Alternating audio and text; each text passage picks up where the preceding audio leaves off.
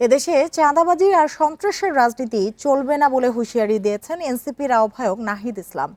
কেউ স্বৈরাচারের মতো আচরণ করলে তার পরিণতি আওয়ামী লীগের মতো হবে বলে মন্তব্য করেন তিনি। বগুড়ার পথসভায় এসব কথা বলেন নাহিদ।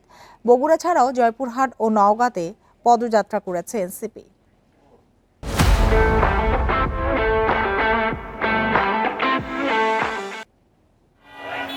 জুলাই গণ অভ্যুত্থানের বর্ষপূর্তি উপলক্ষে উত্তরাঞ্চলে পদযাত্রা করছে এনসিপি।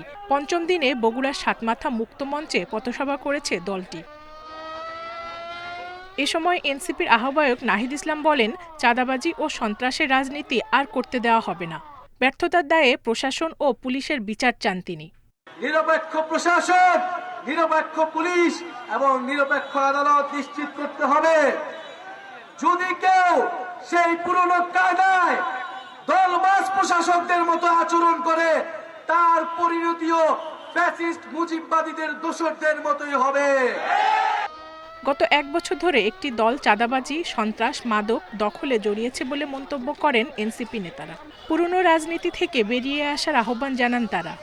এই নতুন বাংলাদেশকে আমরা আর কোনো চাঁদাবাজের হাতে ছেড়ে দেব না। নতুন বাংলাদেশ করতে আগের সিস্টেম বাদ দিয়ে, আগের বন্দোবস্ত বাদ দিয়ে নতুন সিস্টেমের বাংলাদেশ দরকার আছে কি নাই? এদিকে জয়পুরহাটের পথসভায় দেশ পুনর্গঠনের জন্য যুব সমাজকে এগিয়ে আসার আহ্বান জানান হাসনাত আব্দুল্লাহ।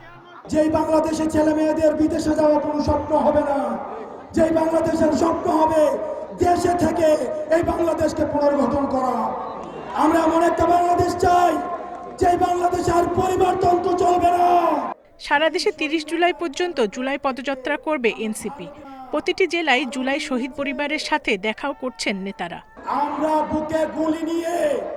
Independent news.